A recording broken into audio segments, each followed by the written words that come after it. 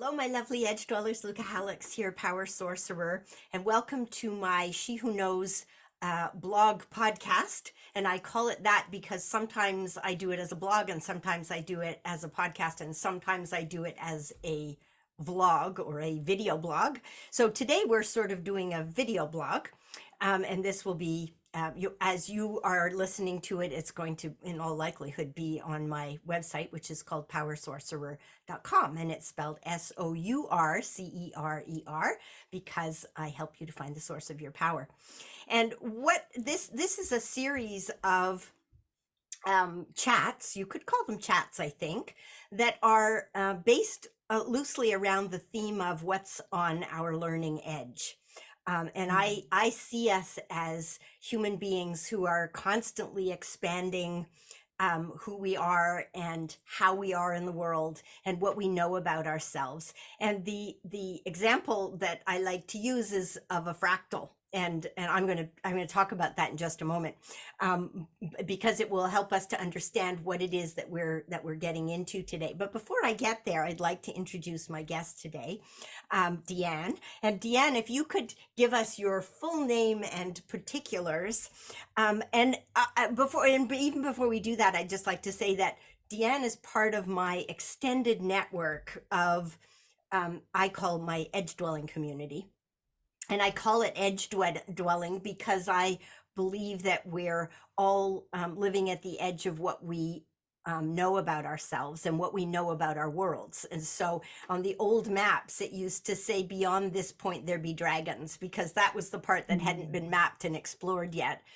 And I see dragons as mystical creatures of great power and interest.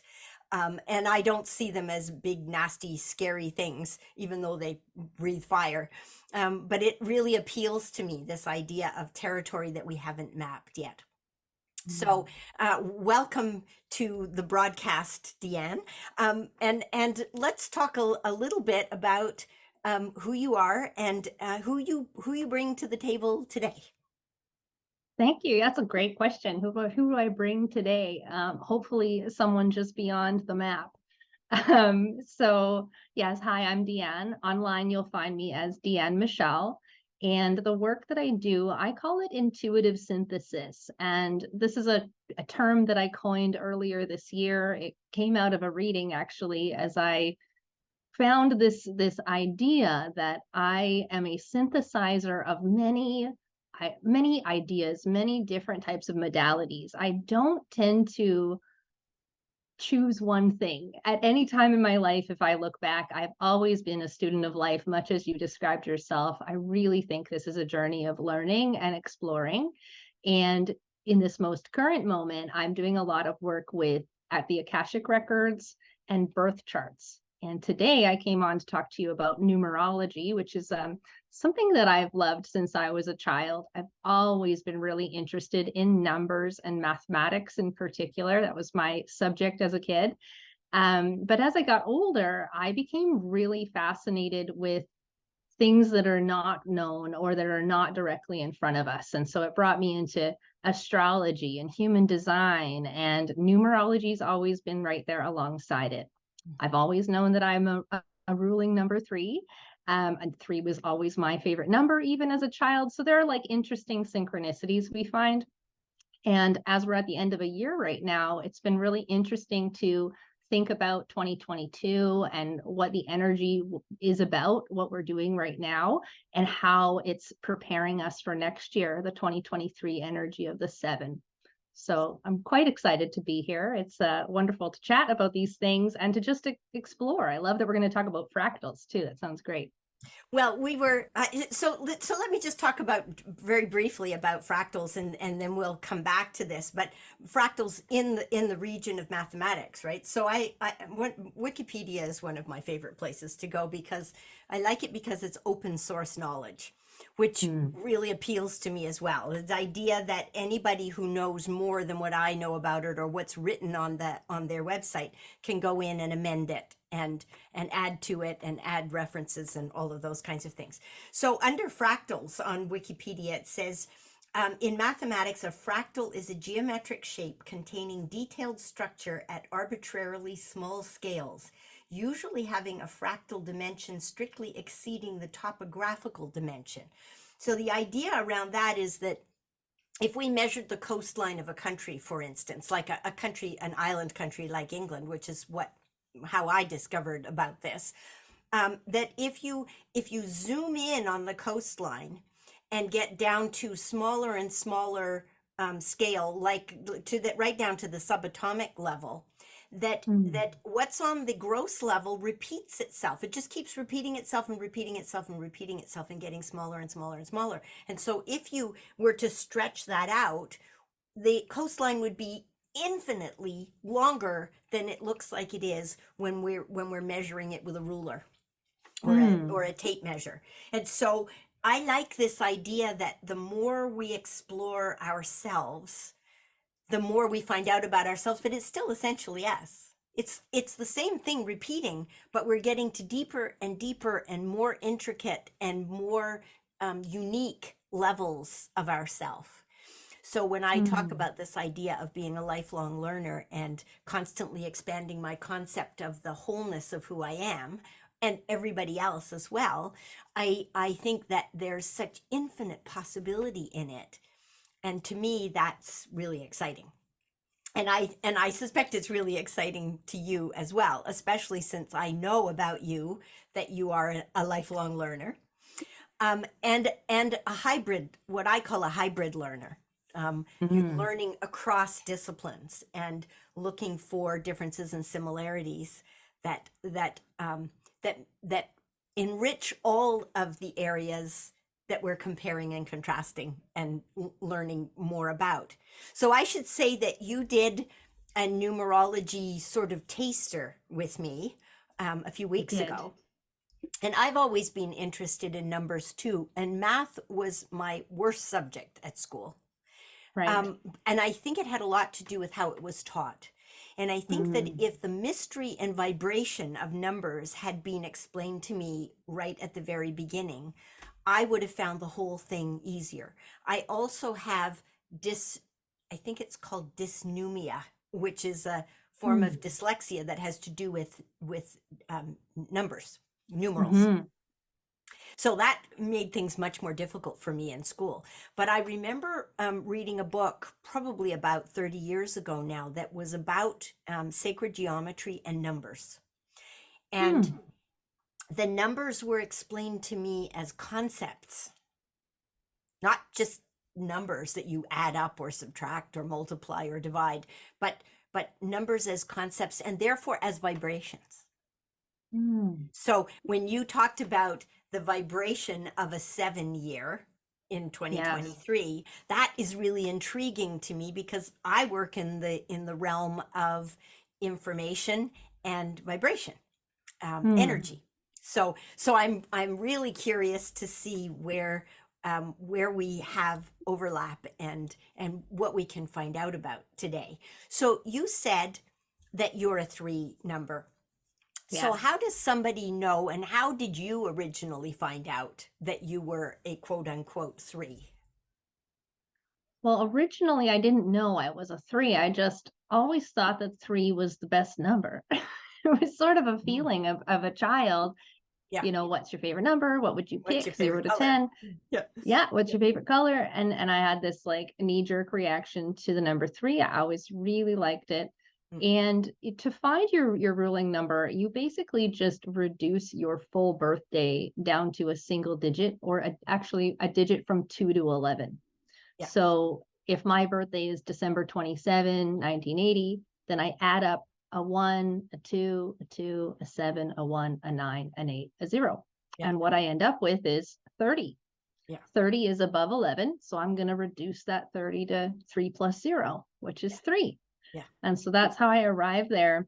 So your ruling number is essentially just your birthday reduced down to a single digit under 11.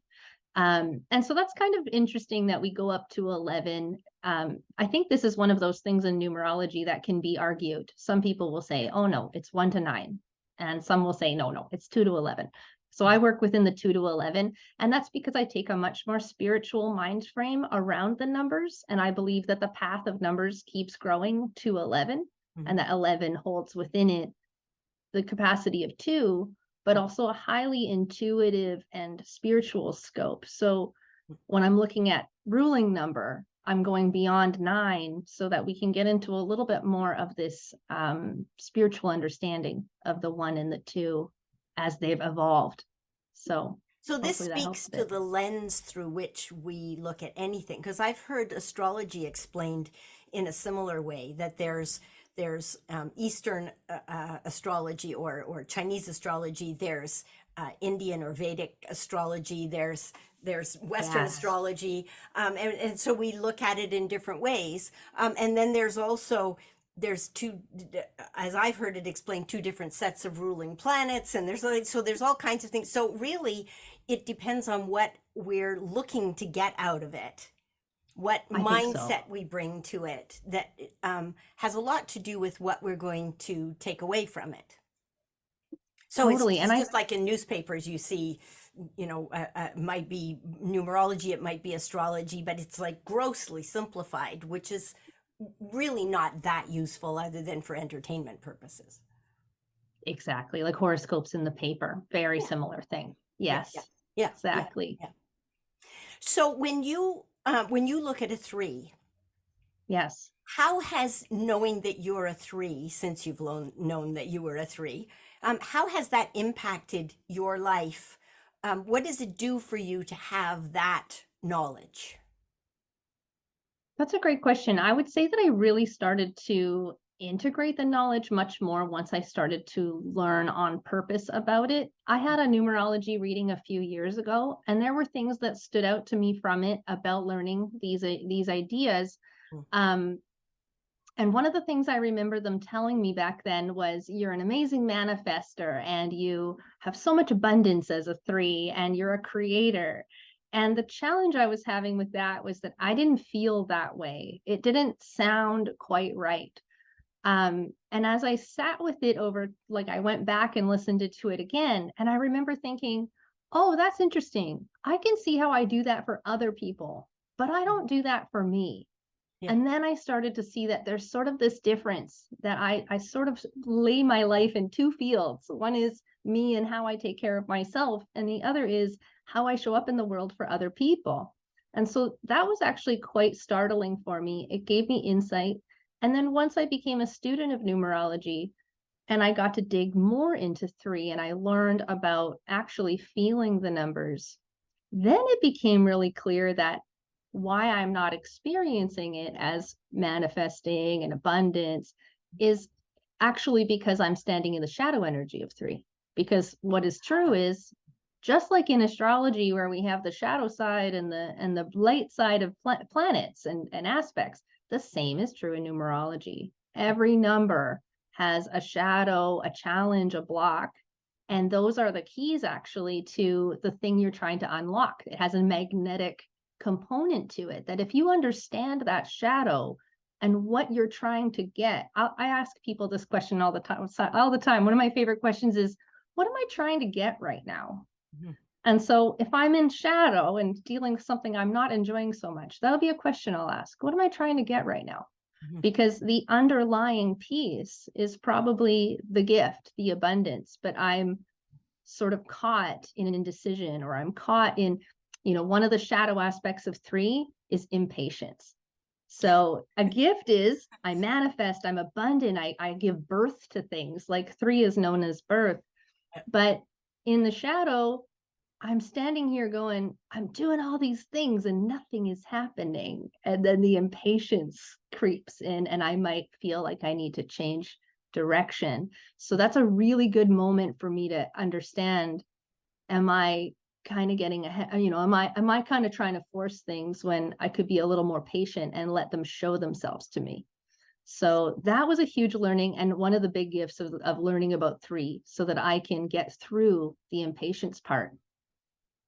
So one of the things that we talked about, because I got off track and dragged you with me, is that I also, when I was learning about numbers at the beginning, and I don't know anywhere near as much about it as you do, but as I was learning about it, I also took my name, my birth name, Yes. and gave a number to each letter of the alphabet and added and reduced and came up with another number that Yes. was not the same as my birth number. Now, some people, when they add up their birth name, it's the same as their birth number from their birth date. And then Yes. also somebody said to me, well, you can add up the all the numbers in an address and see what your particular abode, your geographical location, tells you about what's going on for you at the time that you're living in that place.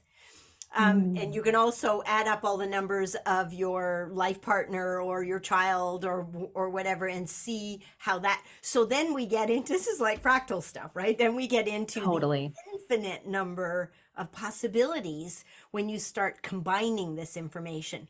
So my question to you is, did you go in and also look at the number that was associated with your name? Is that part of what you've been studying about and learning about?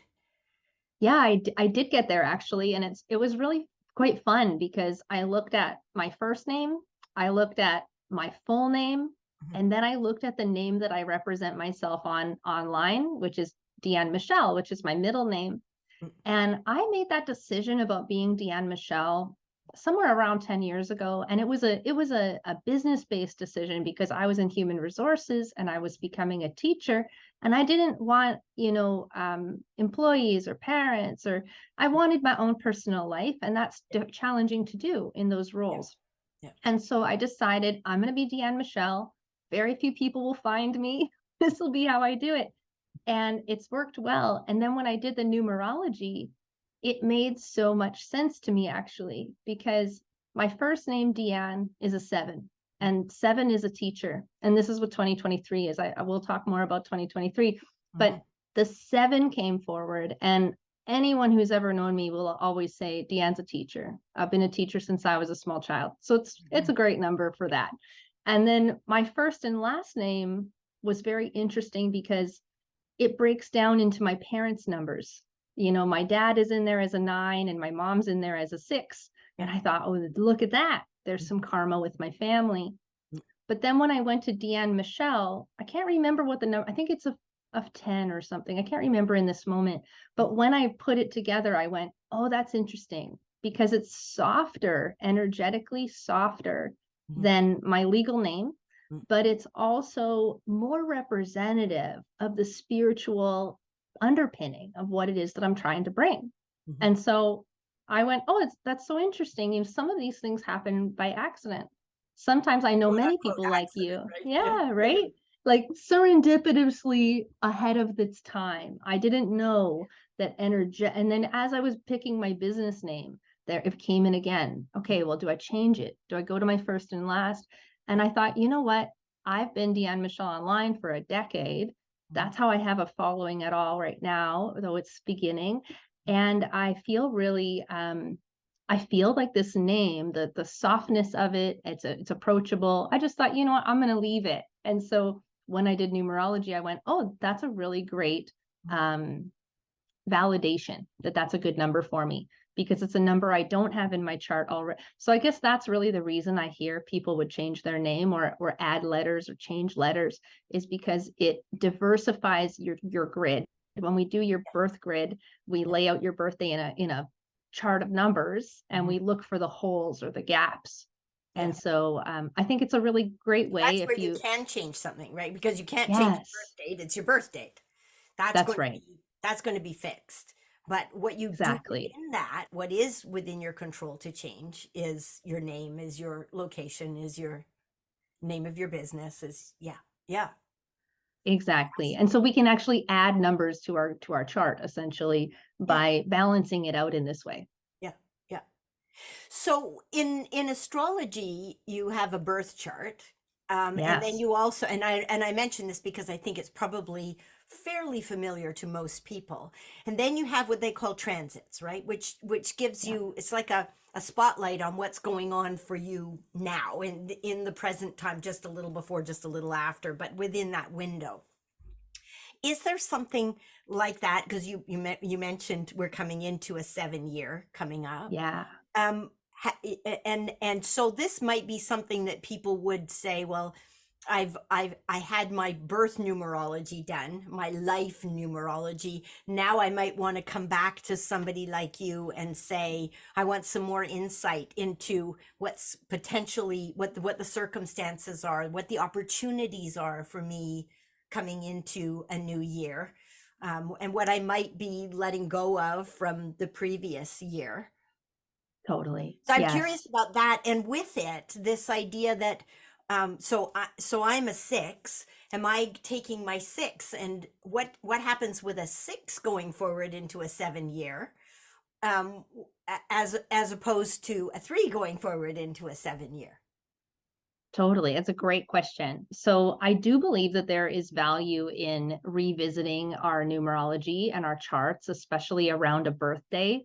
Yep. So in astrology, you're exactly right. It's all about the transits and how where the planets are going to be. And we look at all of that information. In Yep. numerology, we look at your birthday in this current year energy. Yep.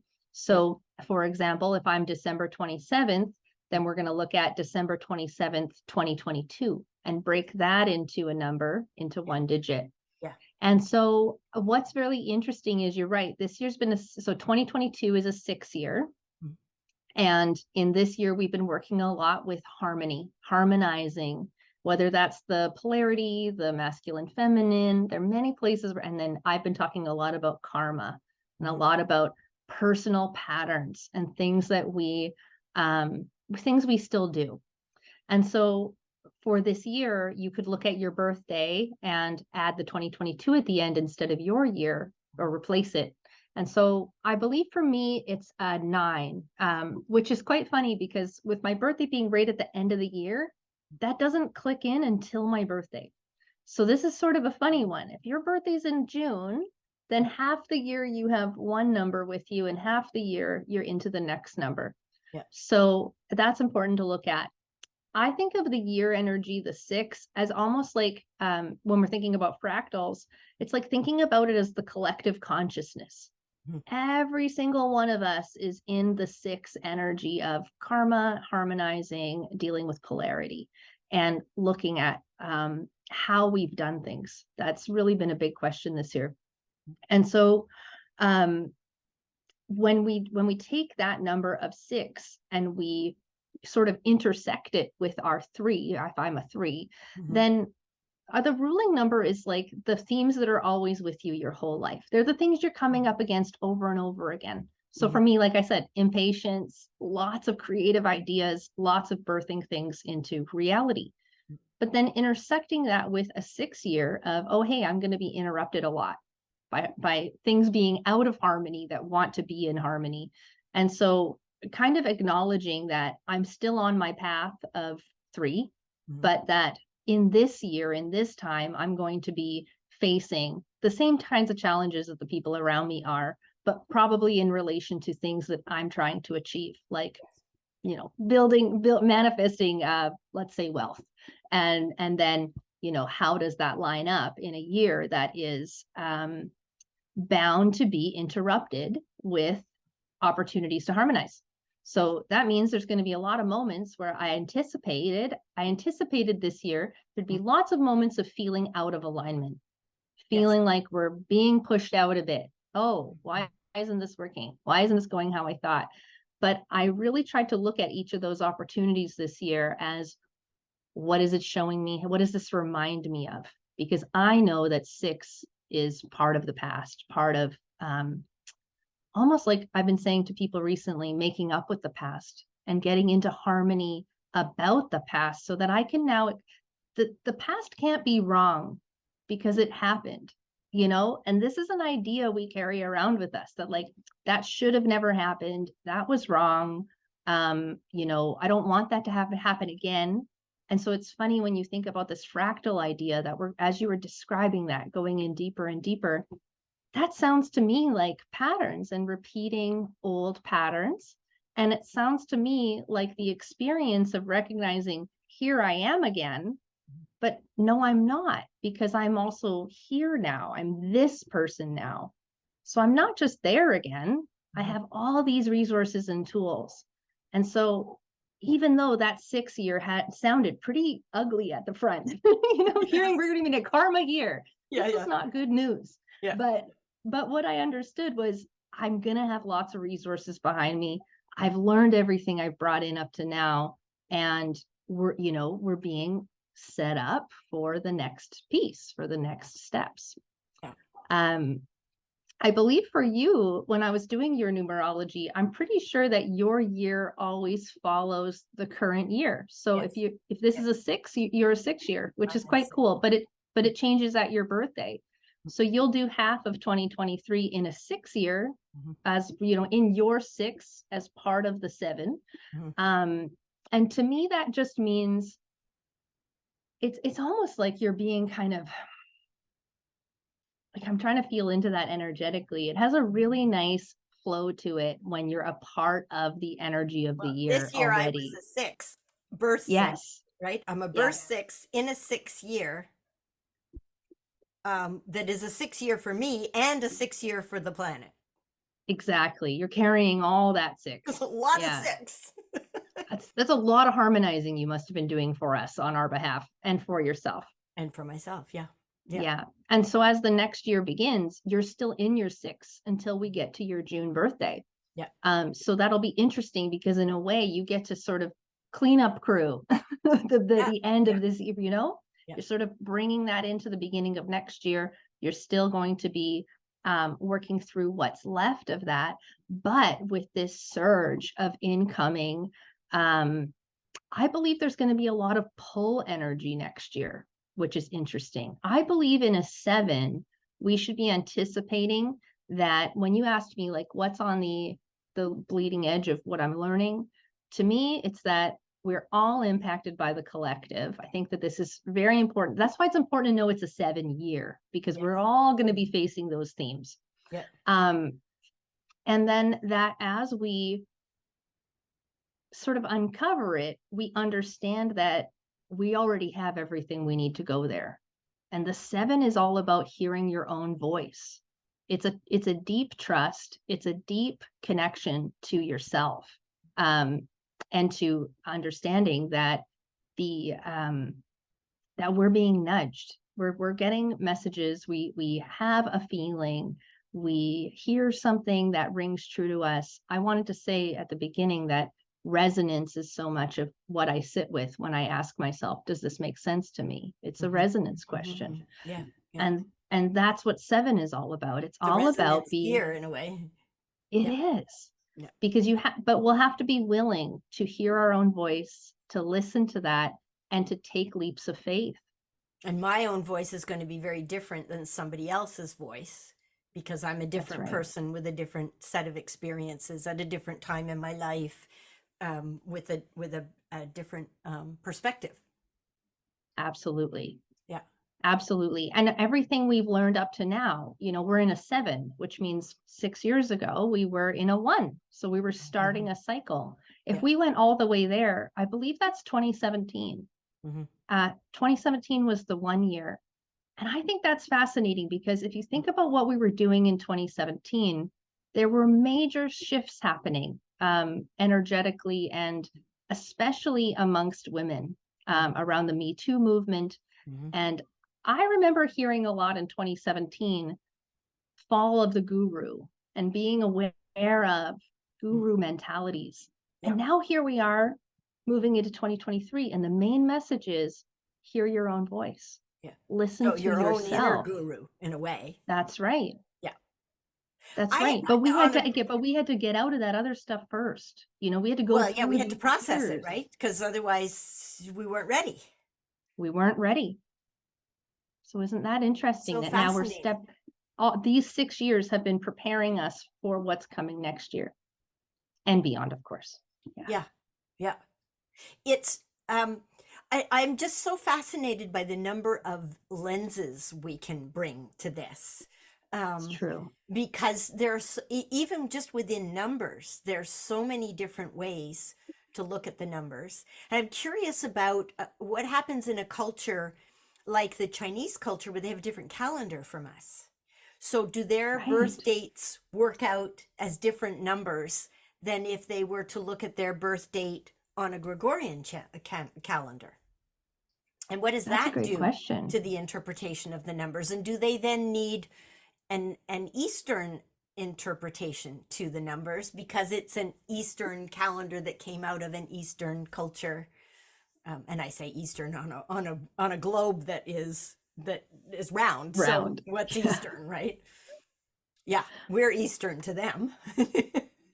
That's a great thought and a great question. And it's interesting because I've had people ask me about this before, because Mhm. obviously I've talked to them at length about their astrology or their human design. And then they're like, well, why would we talk about numerology if I Mhm. already have astrology and human Mhm. design? Mhm. And my interest in it is, you're right. They are kind of running parallel to one another. They're separate. They don't necessarily intersect in obvious ways. Mhm. But if you get to know the main pieces of your chart and your personality in each one, there are definitely things that overlap. And Overlaps. so when you bring up China, I think about Chinese astrology, for example. And I think about, how I know what I was born in the year of the monkey, and I know what that means. And I Mhm. definitely, and I can see that in myself. Yep. So I believe that, yes, there's going to be nuance, but the overall experience of depth of knowledge of self and depth Mhm. of allowing ourselves to feel into these things, I think that is more the glue, like the reason, as opposed to which is right. Mhm. Like I think that's why I work with the idea of synthesis, because to me it's very much about allowing things to have lots of possibility, lots of um I don't know, it's a wide net. I don't think that we need to bring it down so simply to this one's right and that one's wrong. And when people are speaking very absolute like that, you might find that I kind of don't. I tend to Well, speak yeah. in a very open, anything's possible, because I like this for myself. That's part of my explorer spirit, is Yes. anything, I Yes. need there Yep. to be a lot of potentials. So I don't get too caught up in It's the sort of right a wrong of it. vantage point, right? I think that Yes, from each vantage point, we can learn something else. Just because absolutely. it gives us a different way to look at something, a different system within which to understand it. Um, Yes, and I'm curious also about the decision points that we have in our lives because I can't change my birth date, but I did change my name, right. and so that changed my number. And um, so, what does that do to us when we change a number? And how does my decision to change my name, because that must be influencing me on a level of resonance of vibration. And how Mhm. does that work? What's your understanding of how that works? How do you experience that? Because you've also changed your name, or at least how you introduced Mhm. yourself in certain areas of your life. Yeah, that's a good point. For me, I didn't do it out of a numerology decision. It was very much business minded at the time. Mhm. And it's just become how I like to share my name, which is interesting. It's become Yep. very natural, just like for Yeah. yourself. You changed your name and now that's your Mhm. name. Yep. Um, I don't know that when I think about the grid, it's so interesting to me because I think this is where I sort of differ from other people in Mhm. just given the fact that I do like these things as entertainment alongside how Yep. informative they are. I Yep. like both. And Yep. I don't concern myself with what I don't have, which is a really interesting thing. Like Mm. I think that part of my learning about being human is that everything is okay. It's all natural. Everything that Yep. is Yep. is. As I was saying, it can't be wrong because it actually happened. you Yeah. know, and so it's I like that. interesting, but Yeah. you won't find me dyeing my hair because I'm interested to see how it Mhm, goes. mhm, What will mhm, it become if I mhm, don't get in the way of it? Yes, I mhm. love it. I love the silver. And Yeah, I'm curious. I'm curious about, the body. And obviously I don't love everything that happens as we grow and change, but I do internalize a feeling of it's safe. It's safe to age, it's safe to grow, it's safe to yeah, change. yeah, And it must be safe to have missing numbers in my chart. It must be yes, safe to have, just like in yeah, yeah, astrology, yeah. we've got houses that have nothing in them, and people Mhm, go, mhm. well, I got nothing in there. And it's like, yeah, but even the absence of something is something, Yeah, it's right? like and what was it, the in the Arabic development of numbers, it didn't have a zero. Right. So there was That's no nothing. that's amazing. And It nothing in kind of math makes is sense because so there can't important. be a complete void. Yes. Even a void isn't a void. It's so funny. You keep reminding me of Montessori, of Maria Montessori. Yeah. So I'm a Montessori trained educator Mhm, as well. mhm. And I grew up in the public Western system, and I learned numbers through seeing numbers on a wall and learning to count and then Yeah. doing math. Yes. And this is kind of how it's done in Mhm, at least in Canada. mhm, And when I learned Montessori, it was very interesting, but she had the concept of teaching concept first and mhm, giving context mhm, before giving symbol, because the number one is mhm. a symbol, Yes. but the meaning of one is concept. It's Mhm. got tangible information behind it. Yeah. And then it's very interesting because you teach the children 1 to 9. You do this through a very everything is manual at first. It's like they work with rods, and then they Yes. learn to count the rods, and so on and so on. I had that in Um, school. They were Excellent, colored. excellent. They were little colored rods made out of wood. Yes, Yes. excellent. So Yep. Yep. so we did something like this in Montessori, but you never see the numbers, and No. they're around the room, but the symbols are introduced Mhm, later, and mhm. zero is introduced Yeah. well in Because it's only when they abstract. learn It's an 10. abstract. Yeah. They only learn zero when they learn 10, and it's taught through the absence when there's an empty Mhm. spot. And then we go, well, what are we going to put here? And it's very amazing. So Yeah. I think you're Yeah. exactly right on this fact. There's Yeah. something to be gained by understanding the concept and not just how to do it. Yeah. And that's sort of a missing Yeah. piece. But I don't think that we need to, I think that when we did your reading, and you'll see this when we do your reading this week, we're going to go deeper and do the Yes. full Yes. chart, I which look will be forward to really that. great. Yeah. Yeah. And when I'm looking at the grid, it's fascinating, but where there's missing numbers, Mm. there's actually gifts in there too. Yeah. So I have some people that come to me and they're missing an entire row of numbers in their grid. And Mhm. when we look at that, interestingly, those people have oftentimes like a hypersensitivity or like a strong ability to pick up and feel into other people's energy or the ethereal realms, Mm. because they're not already saturated with their own Yes. energy in Yes. that area. Yeah. And so I think that there's also value. There's value in what In there everything. isn't. Yeah. Yeah. I think so. Yeah. Yeah. It's okay if you want to change your name. I think that if you Yeah. want to change your Yeah. name, there's beauty in that. But to say like I need to because where's my 4 Mm. is probably not going to change things as much as But you there's might think it probably will. something in your grid that would lend you to doing that, right? That it's an experiment of kinds. I mean, That's I very knew that I possible. wanted to change my name, and I finally figured out what I wanted to change it to, and I didn't want to change it again, so I had to be really clear about it. And Yes. then I played with the numbers afterwards, which is why Nice. Lucca has two C's in it. It's not Right. because I liked two C's, it was because the second C gave me a 6 overall for my name so that it was the same as my birth number. But Nice. but I wouldn't have done that and taken a name I didn't like.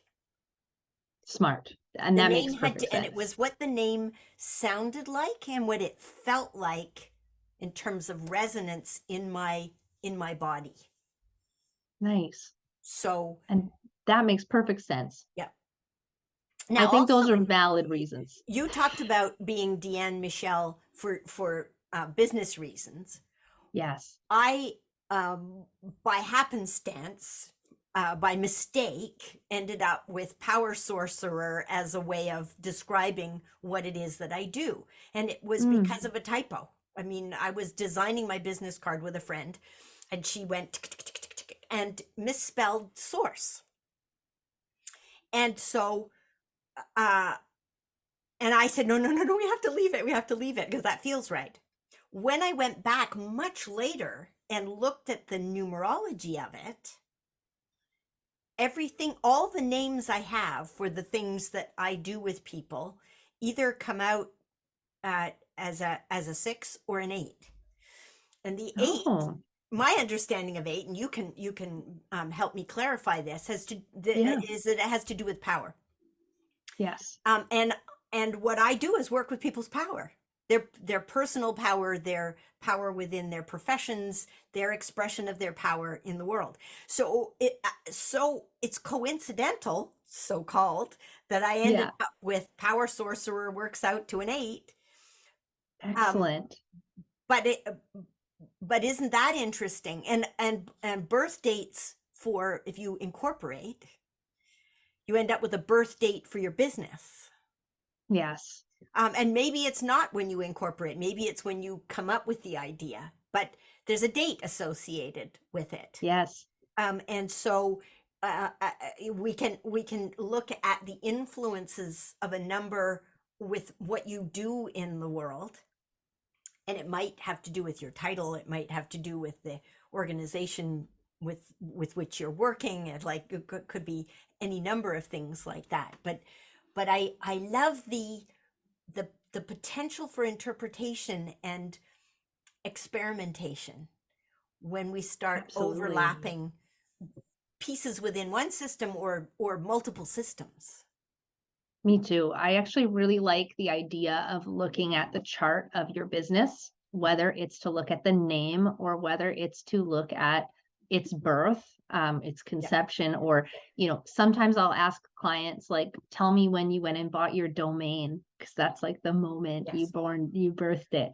Or Yeah. tell me when you put up your first post. Go Hmm. find the date and time of that. Yeah. Yeah. And then we'll actually, like, I've pulled human design charts for that before, and I've also pulled numerology for that. Yeah. And what I think is really great about doing that and why I encourage it is it creates some separation between the person who's creating and the creation itself. Yes. Because what Yes. I work with a lot of entrepreneurs, and what I find often happens is we become very, very personally involved in our work, and we Especially for forget. sole proprietors as well, right? Because you are Exactly. your work in a way. Yeah. Exactly. I mean, I'm known as my name. I call it intuitive synthesis, but that's not really what Mhm. people are. They're like Deanne Michelle. Yeah. So Yeah. I do think it's really good though to energetically look at how the business holds its own energy that Mhm. is different from the energy of me, Mhm. because that will tell me something Yeah. about what I'm creating over there and how that's going. I love that you see 8 as a number of power. I totally agree. It's a very powerful number. Mm. It has the built-in, like, even the symbol of 8 is the The infinity infinity. symbol. Yeah. Yeah. Yeah. So you can kind of, even just thinking about the infinity symbol, it's a constant state of motion. It Mm. is perpetual motion. Mm. But the other thing that stands out about 8 is devotion. Whenever I think of the number of 8, I think of devotion. I think of being a disciple, like Mhm. learning deeply. And because so much of 8 has to do with mastery of craft and Mhm. people stepping into mastery and allowing themselves to go there. Mhm. And it's kind of neat you bring up 8 because January is an 8. It's the 7 of 2023 Yeah. plus the 1 of January. So it's an 8. We're starting the year in a place of devotion and mastery. Yeah. And Yeah. I believe that because it's under the umbrella of 2023, which is the 7 of trust and listening to your own voice, this devotion is going to become devotion to self. Mm. Who are you? What did you learn this year? Mm. What are you stepping into? And are you willing to go there with yourself? we're not going to be starting the year thinking about what everyone else needs, hopefully that's what this year has been a part of our learning is, I need, we each have a call, a nudge, something we're driven towards. Mm. And in the beginning of the year, we're going to get a really nice opportunity with the 8 and then the 9 to sort of like take a look at that and see if we're committed to ourselves and how we're loving ourselves and how we're supporting ourselves and how we're creating space where we'll be able to say yes when the time shows itself that I need to say yes to something now. Yeah. I need to be nimble. I need to be flexible. Yeah. Yeah. And this gives us another tool with which to understand what we're going through, to inform what we can keep in mind, how to work with the forces that are present, as opposed to trying to swim against the current. So I always see this as a way to not try to reinvent the wheel, not try to go against where the natural energies are going. And I see that with all the systems that we can bring to bear on this. We'll have to have you back and talk about human design, because that'd be great. I don't know anything about that. That's new to me. If people are interested in finding out more about what you do, what you offer, and what you're currently thinking about at any given time, how can they find out more? I'd say right now the best place to follow me is on YouTube or on Facebook. I have a business page. It's called Intuitive Synthesis with Deanne Michelle. So you can definitely find me there. You could also go to my website at deannemichelle.com, and there's ways to connect with me there, or jump in for a complimentary discovery call. See if you want to do some intuitive synthesis. You let people explore. Yeah. Yeah. Yeah. And it's Deanne, spelled Deanne, right? That's right. And Michelle with 2 L's. Yeah, you got it. 2 L's and an E on the end. Yes. Yes. Perfect. Well, it's whetted my appetite for my next session with you, which I'm really looking forward to. And I feel like this is a fractal, right? We could dive into it over and over and over and keep coming up with new ways to apply it, new ways to explore it, to turn it. I feel like it's turning the pockets of my life inside out and seeing what's in them, and clearing out the lint and putting them back in again with new things, new tools in the pockets. So I really appreciate you coming and sharing with us today what is on your learning edge. Thank you, Lucca. You referred to it earlier as your maybe I called it the bleeding edge. Your bleeding edge, yes. And I thought, well, sometimes it feels like that. I thought that was just so that's a total tech term. It's a very tech forward term, bleeding edge. Yes. Well, and I think sometimes that those of us who push the paradigm, I call it pushing the paradigm, we do bleed somewhat, because there isn't a lot of other people ahead of us to follow. So we often go out there, not blind necessarily, but leading with our own intuition, and then we learn as we go. And I don't know about you, but I learn something and I turn right around and pass it to the person who's right behind me, because it's what I do. I don't know if that's part of 6 energy or what it is, but it's definitely something that I've done. And if you're a lifelong teacher, not just a lifelong learner, but a lifelong teacher, I'm sure that you're finding that you do the same thing. Oh, it's exactly the same. I love to learn something, and the way I integrate it is actually to start teaching it or sharing it. Because you can't teach it if you don't understand, right?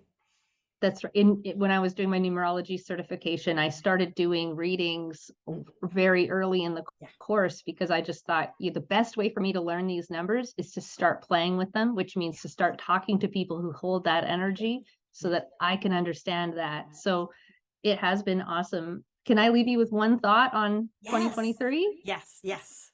Awesome. So I guess what stood out to me as I sat with it today, thinking about this call, as I just wanted to make clear that there's this one shadow to watch out for with a 7, which is indecision. It's just this amazing thing where we sit on the fence and we don't know and we're trying to figure it out.